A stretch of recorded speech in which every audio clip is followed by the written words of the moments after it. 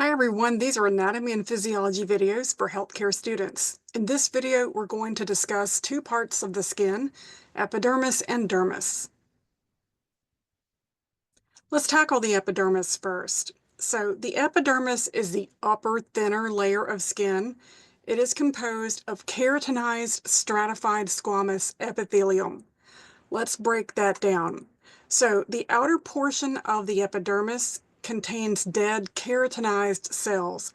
That means they contain a waterproofing protein that protects those outer layers, and those dead cells will be sloughed off and replaced with new ones coming from down below.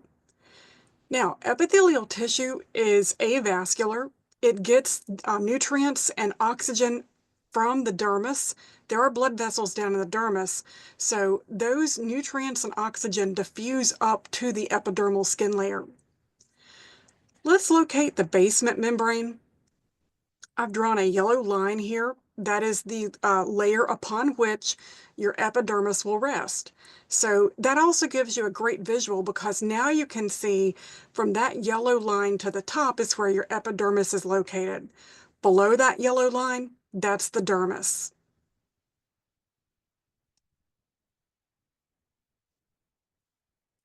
Let's talk about the layers in the epidermis. Let's start with the uppermost layer. This one is known as stratum corneum. Stratum corneum kind of sounds like the word corn, callus. You know, we often talk about corns and calluses building up on the skin when there's abrasion, like a shoe that rubs, for instance. So the oldest cells, the dead cells, are in that stratum corneum layer. So they are sloughed off and replaced by new ones. Approximately, it takes about a month or so for those new cells to grow up and replace those old ones at the topmost layer. So the next layer down is stratum lucidum. Stratum lucidum is only found in thick skin of palms and soles. The name lucidum comes from the word translucent because in tissue slices it looks transparent or clear. So it's not a very thick layer. You'll notice here it's just a few cell layers thick. So in places like palms and soles, it adds a little extra to that skin of those regions. Let's go down deeper, this time to granulosum. There are granules in these layers. They sometimes appear darkened when stained. So that's an easy way to look for stratum granulosum, is to look for that darkened layer. We're getting down to the living cells in spinosum. Stratum spinosum has living keratinocytes. They're pushing up toward the upper surface. They're still undergoing mitosis at this point, so they're still actively dividing. So we've got living cells down here in the stratum spinosum. And then stratum basal is also a layer of living cells. So they will be pushing from that basal bottommost layer up to the top.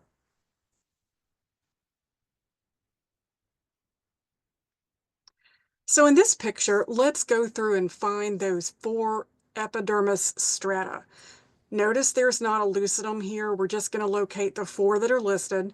So starting at the topmost layer, these thin, dead keratinocytes make up stratum corneum. The dark layer underneath that is called stratum granulosum. You can say granulosum is deep to corneum. You could also say corneum is superficial to granulosum. Head a layer below or deep to stratum granulosum, and then now you've got those living cells in stratum spinosum. And then the very bottommost layer, those are stratum basal.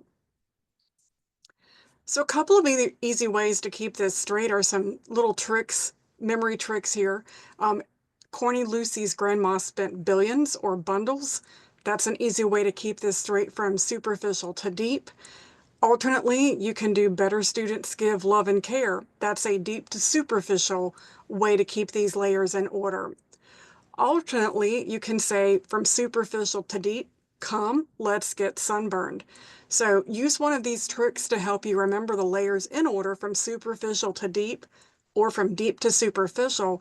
Just be mindful if you're learning the one that's top to bottom or from the deep to superficial. You'll want to make note of that as you memorize it.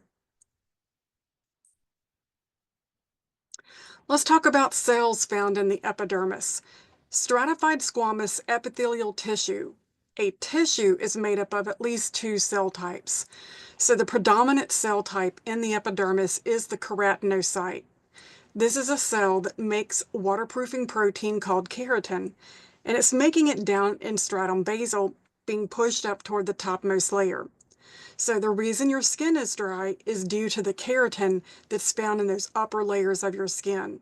We do not have keratin on our stratified squamous inside the body, just on the external surface, on that epidermis surface. Let's talk about melanocytes. Melanocytes produce a pigment called melanin. It's a brown, black colored pigment that's found in our epidermis of the skin. These melanocytes are sitting in stratum basal, and they produce little pockets of pigment called melanosomes. Those little melanosomes hitch a ride in a keratinocyte and ride up to the topmost layer of your skin. The melanocytes, however, stay put. They're going to stay in that stratum basal layer. So we have a certain amount of melanin produced due to our genetics.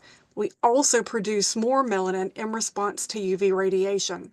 The whole point here of melanin is to protect the underlying dermis. The dermis does not heal or repair itself very readily. One more type of cell in the epidermis is called a Langerhans cell. These are stained in the picture here. They look kind of a reddish color. They are migratory. That means they will move throughout your epidermis and help to destroy bacteria. The goal here is to prevent pathogens from reaching your dermis. Why? The dermis has blood vessels. The epidermis does not. So anything that gets down into the dermis now has access to your bloodstream. As we age, this is just part of aging, we are less able to fight off, infection.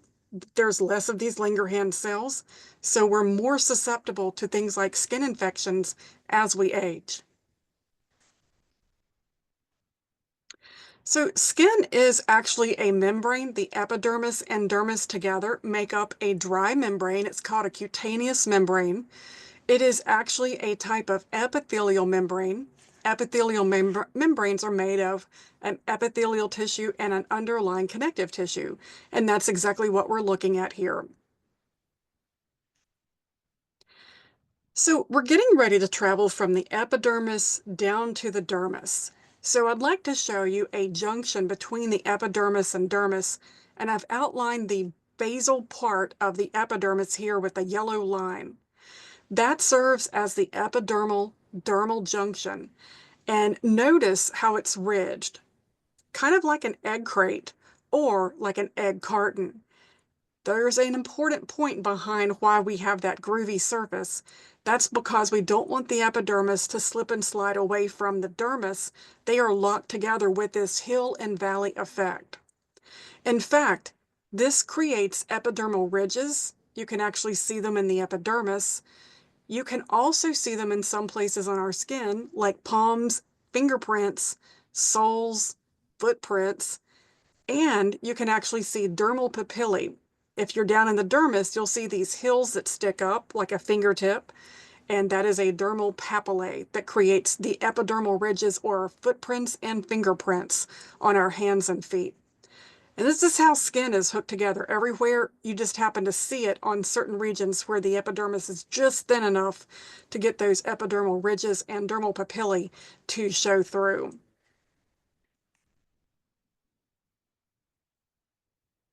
Let's talk about the dermis layers. There's actually two layers here. First off, let's go ahead and mark the transition point between epidermis and dermis. Okay, so you've got a region right up under the epidermis that's called the papillary layer. That is made of loose areolar connective tissue. Even though it's a loose connective tissue, it's actually a really tough one. It has collagen, elastic, and reticular fibers. The ground substance, the matrix, there's a lot of fluid, pathogen-fighting white blood cells here. So if something makes its way through your epidermis, you've got a line of defense sitting here in the loose areolar connective tissue. You can see the transition point here. There is a lighter layer near the papillary region the top region of your dermis. That's where the loose areolar is found. And below that is the reticular layer. That's a deeper, thicker portion of the dermis that is made of dense, irregular connective tissue. You may recall from having studied histology or your tissues, dense irregular is made of irregularly or randomly arranged collagen fibers. So again, it's a tough tissue type, but neither one, well, actually the dense irregular is not going to heal very well. So if you happen to damage that deeper, thicker portion, you're looking at a much longer heal time, if at all. So I've drawn a line here between the papillary region. It sits above the blue line. The reticular region sits below the blue line. So I've tried to roughly capture where that tissue type transitions from papillary, loose areolar, down to dense irregular below.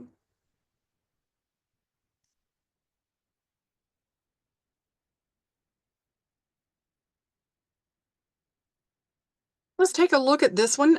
You've got another yellow line drawn here. That is just giving us the bottom portion of the epidermis. You can see the deeper dermis is most of this picture underneath that yellow line. Let's do the same thing again. Let's put a line between where we roughly have the papillary region stop. That's to the left. And to the right of that second yellow line, that's where you start your reticular layer. So as a side note, leather goods like cowhide leather are made from the dermis of the skin. That tells you how tough this region of the skin is.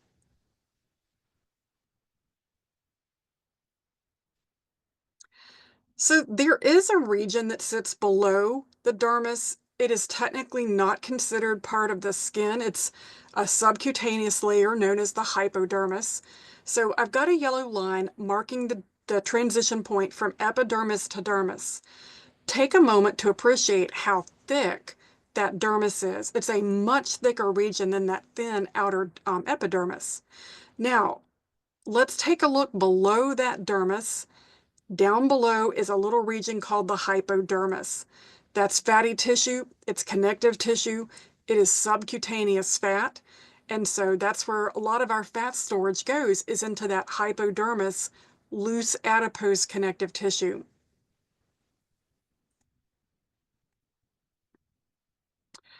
So dermis is deeper, it's the thicker region of your skin, it is vascularized, it does have blood vessels, but since most of it is dense, irregular connective tissue, it's just not going to heal very well.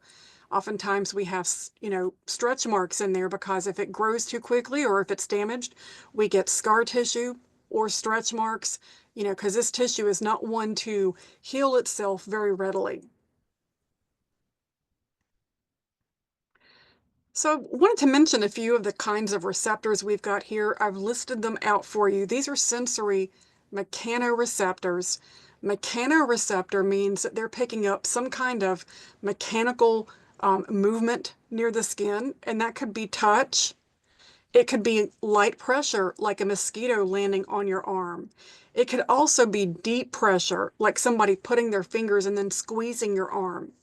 Vibrations and stretch can be detected by these kinds of receptors. Now, each one of them is specialized for a particular type of touch or mechanical disturbance to the skin, and so I haven't gone into detail with what those are. So if your course is requiring you to know what each one of these is responsible for, you'll want to make sure to match up each kind of sensory receptor with what specifically it is detecting. So here's a little opportunity to review. If you would like, pause the video, and then when you've filled in the answers, come back and we'll go through those answers. Okay, so we're looking at the layers, epidermis or dermis. So which layer houses melanocytes? Well, that is the uppermost region known as the epidermis. Melanocytes produce melanin to protect from UV radiation. The region that contains collagen fibers is the dermis. Both loose areolar in the papillary region and dense irregular in the reticular region have collagen fibers. Only the epidermis of our skin is keratinized. That's a waterproofing protein that helps to keep our skin waterproofed and dry.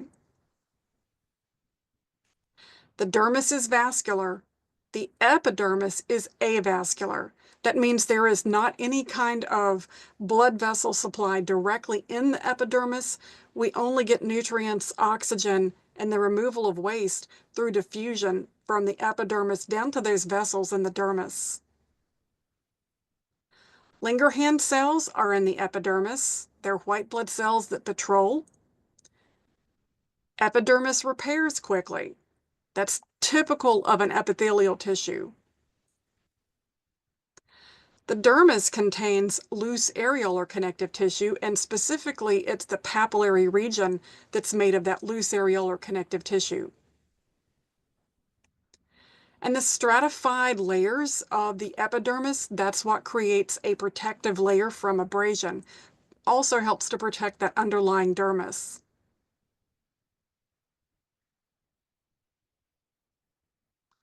So I'll give you a moment here to look. I'm going to pretend there's 5 layers here, 5 distinctive layers.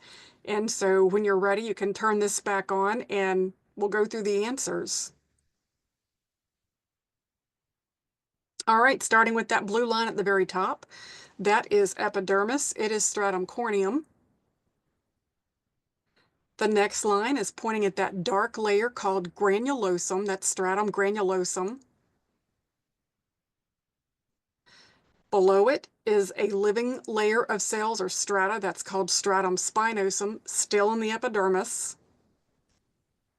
And the bottommost layer is the basal layer. That's kind of sitting on the basement membrane that separates epidermis from dermis. That too is living cells. And then our 5th layer is actually the dermis that's sitting below that stratum basal. That is the papillary layer.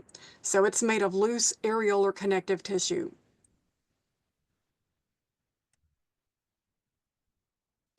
Well, thank you for watching. If you have any questions, please place them in the comments.